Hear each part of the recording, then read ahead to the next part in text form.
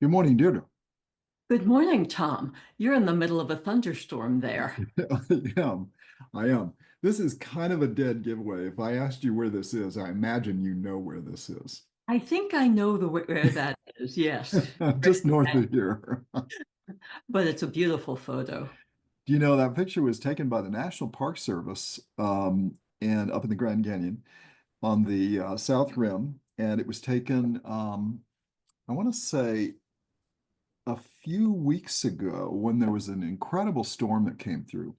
Ah, I mean, it's almost surreal, the pictures you can get in the desert, as I know you know. Uh, yes. so we've been asked to provide a demystifying video, Deirdre, for AI so that people are not, don't think about it in the most positive way and not be hindered by it or afraid to use it or whatever. So we're going to talk about it there. So do you have any words of wisdom before we get started here about thinking about this? Well, first of all, because you and I talk about this, positioning the term AI, that remember AI is a lot of stuff. What we're really talking about now is comparing a few generative AI LLM models here. Oh, that was not Comparing these confusing things or with difficult at all, Deirdre. That was, you know, no, we're just trying to explain to people and keep them oriented to this. Um, and I think another point to remember is that these models are evolving and evolving quickly. And what we'll see today, I mean, you and I, Tom, have been messing around with these models for the past hour, just having too much fun, I think. yeah. That even just 6 months ago, we could not have gotten Yeah. anything like what we're getting now. And the people who are supporting these models are saying that the quality will continue to improve, even though there will never be the absolute quality that some people might like in the models. So, with that as a sort of disclaimer and warning ahead of time, Tom, why don't you go ahead and start pulling up models? Okay, so let's talk about what these things are. The best way to learn these things, I think, is to compare them, Right. right? To compare them forth. So let's pull up, and I'm going to share my screen, Deirdre, and we're probably going to be under screen now for a while. So you Okay. should be able to see my screen. I see Grok. Okay, so what is Grok? Grok is Elon Musk's version of an AI model. And as you said, it's a generative AI LLM model. And I'm using the beta version, which is the most robust. This is more fat. This is faster and it's certainly capable, but I use the larger version. And this is you can get a hold of this if you're part of the X community. It'll be announced formally to be used in general purpose soon, but we'll do a comparison. That's that. This is the AI model that I think is best for everyday use, Deirdre. This is something I introduced you to. I've introduced almost everybody that I know to use Claude, and it's Claude, Claudeai dot AI. It is a very simple model. There's a free version. You can see here I have a professional plan because I do use this in my work as I do Grok. Or we do, Deirdre and I do. But you see, I have asked some crazy questions here to see if I could get some interesting answers. And we'll do some of this in a minute. But but the third one is Google. So what is Google? So let's start on what a search is, Deirdre. So you want to search, how about fall migration? The question you want to ask about birds. Okay, so what we're going to do is we're going to take a couple of questions and we're going to ask all three models the same question and see what kind of answers we get and what they're telling us about what they're doing. So give me the question you want me to ask here. It's the fourth one down. Is full migration completed? Can't imagine that we've tried this before. Okay. So, Deirdre, you are a bird expert. I am not. So, tell me what I'm looking at here. What you're looking at is a pretty good uh, answer here. It's an accurate answer, and it gives information. And then if you scroll down, Tom, on top of, and then we should mention that this is the Gemini LLM that Yeah. Google is advertising right now. This is what Gemini comes up with. What Google also does is it gives a whole bunch of links to entities, National Audubon, the British bird groups, land conservancies, and so forth, that can provide additional information, although not as what I'll call encyclopedia articles. These are just links to things. The Gemini output is a short encyclopedia type answer, and it's generally accurate Okay. and And you gives see that information. I just did a search and it automatically gave me that. I didn't Mhm. ask for it. Right. Depending on what you ask in this type of situation, just doing a standard Google search will sometimes give you the option of here is what our AI says. Now, what are generative AI models? They are models that take a mass of information, and they use it to try to answer the question you're asking, and they use it in a smart way. Now, we have stuff like this today, Deirdre. It's called spam filters.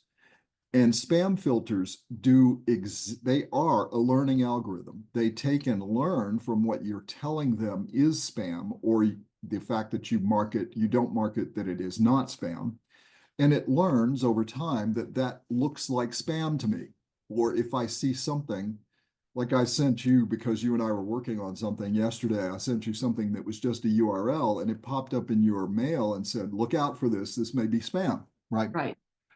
Because it's looking for that. And that's what these models are. That AI models and artificial intelligence really means that the model learns. It learns some behavior. It's predicting a result. Regular computing, the way you and I think about computing, it is specific. It says there is only one result. I don't learn from what you ask me. You ask me, is 2 plus 2 4? I'm going to tell you it's 4 for the next 1,000 years or more. Generative AI models might change over time depending on what information they're using to answer the question. So this one sounds pretty good. You're okay with this answer, Deirdre?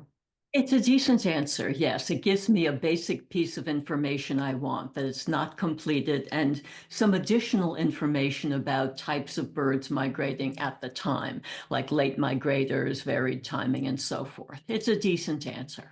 Okay. So now I'm going to go and ask that same question in Claude. Okay. And let's see what Claude says.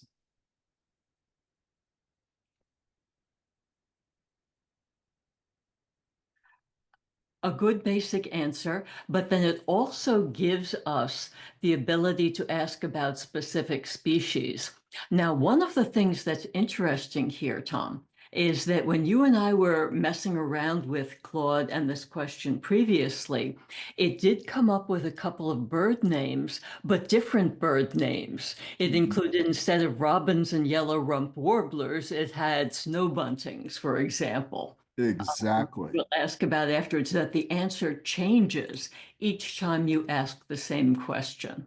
Because it's learning from what people are asking, not just me. And so it turns out probably people are asking about robins and warblers as opposed to snow buntings. You can tell I'm not But a bird person, sorry. Um, right, exactly. but if I ask this question again, I start a new conversation. Notice this is not the same conversation. I start a new conversation. Let's see what it tells me. It doesn't mention bird species by name at all. And it refers to waterfowl, which is accurate because waterfowl are still migrating, but no robins, no warblers, and no snow buntings. Interesting. All right, let me go to Grok and ask the same question.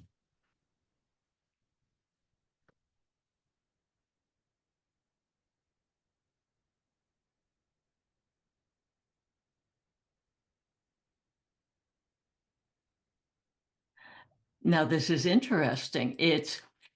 Uh, and I'm going to do this as a comparison. This one gives us less information than the first time we asked the question. What it has here is accurate, but it's clearly trying to come up with a different answer for us that we may find more accurate. So compare it to the two we just did, right? We did Google, we did Claude, and now we're doing Grok. When you compare the three first time answers that you're seeing right here, what's your judgment? The judgment is that Grok is more like what I'll call an encyclopedia type answer. Mm. Claude is more friendly. It gives you some information, but then keeps trying to ask you to help it refine the answer. While Google is still in search mode, that it gives you some basic information and then refers you to others who can give you additional information. So let me ask it a second time.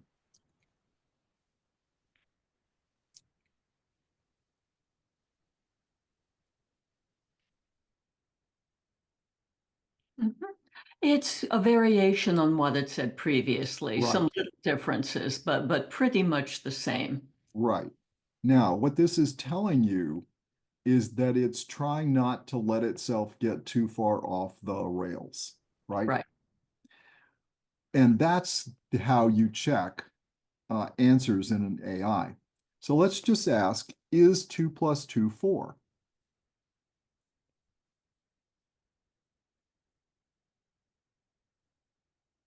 Or proper English would be does, right? Does 2 plus 2 equal 4? Yes, Helpful if I spelled it instead of Southern vernacular. there it is. Plain Okay. and simple. All right. Now let's just see how complicated this gets. I'm going to go back and start a new conversation with Claude.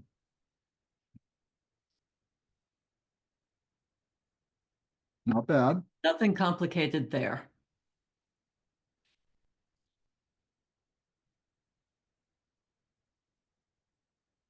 Now, see, there's some Ah, interesting examples. Now, also scroll down, Tom. Let's see what links it gives us. Something about a contrary view, circumstances where it doesn't. Very interesting. You know, in other words, this is what I'll call regular search. This is what you expect when you go into one of these tools and want to search for things to, say, write a term paper. You get all of the different articles you can, as opposed to Google making the decisions for you. so And let me end this one here, Deirdre, because I don't want to take you and I could spend a lot of time playing here. right. Um, what is considered the best um, monitor for my flight simulator X Plane 12? Okay, let's see what it says.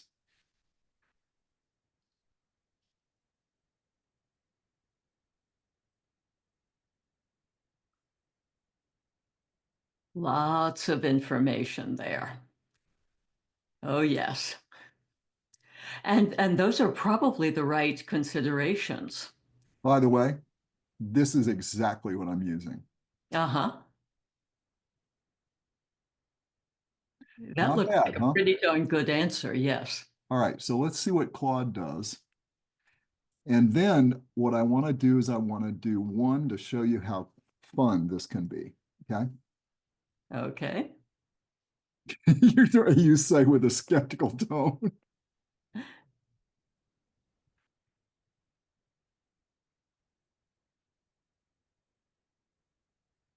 Not Now, bad. you see, this is what I mean, that Grok is more encyclopedic, while Claude is more chatty and helpful, sort of, like less detailed like that. Although it does give you good information, and it does About the give you, same, too. yeah, About the same answers. yeah. But yes, it is. Now, what happens if we try this in search? And I hope this is just getting everybody to play with this. There you go. You can buy it. right? Now, what does that tell you, right? What it tells you is, well, look, uh, now, why am I getting these? Well, I've got them because they're shopping. There's some advertising aspect probably to it. Right, There's Reddit, there's the pilots, there's Microsoft trying to sell me Microsoft instead of X-Plane 12. And then I've got a date issue. It's 21, not right, 24, and it's all over the place. right, So for those kind of questions, and also you and I looked up a wiring question, right? We got right. really good answers in that. Now, I'm going to go back to something that I asked Claude historically, and I did it because somebody had sent me a letter, and I thought, I'm going to just go all out and go crazy. Where is that? And by the way, a lot of these are There it questions is. you and I asked here, and no, here, right here. Um, a lot of these ones you're seeing here, we just did a test. You can see 41 minutes ago, we asked the question about Black presidents. It was interesting to get the answer. Okay, the question I asked was here, what is the most formal cringe salutation to a letter? And here's what I got. I prostrate This is myself. hysterically funny. Right? Most people physically recoil. Yeah, I bet. Right. I bet And it would. All right, so here it's not only giving me the different options, but it's actually the beauty of these is that they manage to be both stuffy and sycophantic. I mean, this is hilarious. right. Um, Now, what I said here was, and what might a comparable closing be, right? Look at this. This is bizarre. And P.S. I remain as ever your most devoted and loyal subject until the very stars fade from the heavens. And then it says here, it explains why it's that way it is.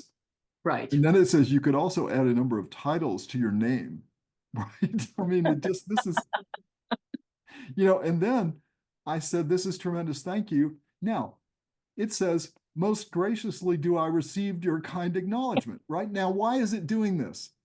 Because this is my point. It's important to understand this is a machine and you're developing a partnership with that machine, but you want to control it. And you're trying to control the machine, but it's hilarious what these things can do. Now, I will tell you, and again, this is something you don't recommend, Deirdre, but there's something that you could do is look at this, a guilt-induced volunteer request for a sheriff office fundraiser. Okay. And I said, please write an email for me. Please write it in a friendly but guilt-inducing manner, but about volunteering for a fundraising event that no one is volunteering for. Proceeds will work. I'll use this to benefit the groups. Okay. Now, it comes back and it says this. I've written this email using several persuasive techniques, right? And then it tells you what it did. Now, it gives me the email. The email is right here. And here's what it wrote. I hope this email finds you well. I'm reaching out, upcoming fundraising. I'm a bit disheartened. The sign-up sheet remains surprisingly empty. And then, this is getting into the guilt stuff. And then down here, I know you're busy. But then let me tell you what I did. I then said over here on the left, could I ask you to write this with a bit less formal language? Okay. And here's what it wrote. Hey guys, we really need your help. Hi everyone. Okay, here's the deal. I'm kind of bummed right now, pretty lonely, like crickets chirping lonely, crickets chirping lonely. Okay, you get the idea. Um, and then down here it goes, did I forget to mention there's free pizza for volunteers, like really good pizza, not cheap stuff, just saying. All right, now, Deirdre, I'm going to stop here because we've gone 20 minutes and I think we're going to exhaust people from having too much fun here with these AI models. Now, there's a good way to use this and a not so good way. Now, I was doing that for fun, right? Just to show people like yourself and others how you can use these things. Right. They're incredibly valuable for summarizing information, for creating summaries. We do it for creating transcripts to our videos. We do it for summarizing our videos for ourselves. So they can be incredibly valuable. We don't use them for writing we purport to be our own. We never do that, nor do we recommend that. So when you're writing a letter, this can be a good starting point for you, but you really need to get in and write it yourself. That's the only thing that we would say, being the way we are. And I know you have strong views on that, and I'll let you end this for everybody. But Deirdre, as usual, it's been a treat working through this. Okay. What I'll say is just remember that these are tools. They're not the ends to things. What I mean by that is that you can use them for the purposes that we've outlined. Google's good search term. The other two, Grok and Claude, can also search for you, and they can come up with information, but understand the differences there, that they handle questions differently. But also understand, and there are disclaimers all over these models that you might not have picked up in looking at Tom's screen here, that this may not be accurate information. This may not be the best way to do things. The funny letter was funny, but I, as a volunteer, might laugh and then just tear it up, not decide to sign up. But if I'm volunteering my time, I want it to be a little more purposeful than that. So keep the human component in the whole thing. Understand what you're using these things for. They can be useful, but I just strongly recommend that you bring yourself into the results and don't simply just pass along the results as your own work. You'll get Absolutely. caught out in the end. I can recognize when one of these models has written something. It's actually very easy for those of us who know language to recognize a computer-generated letter. It is. It is. So, Deirdre, it's always a pleasure. Always a pleasure. And if anybody needs more about this, and if you all want a more complicated video, we're glad to do this. Where does it get the information? It gets the information from what's on the internet. It has nothing more than what's on the internet. And it's taking it. So somewhere, somebody has written something like this, and it's basically patterning it for us based on the questions we ask. So it doesn't create, it actually just recomposes things. And that's an important thing to understand. Are there models that will create? Yes, but they take so much compute power that we're not likely to be seeing them for everyday use anytime soon. So that's as technical as we're going to get, Deirdre. We're going to sign off. It's great to see you. You too, Tom. So long.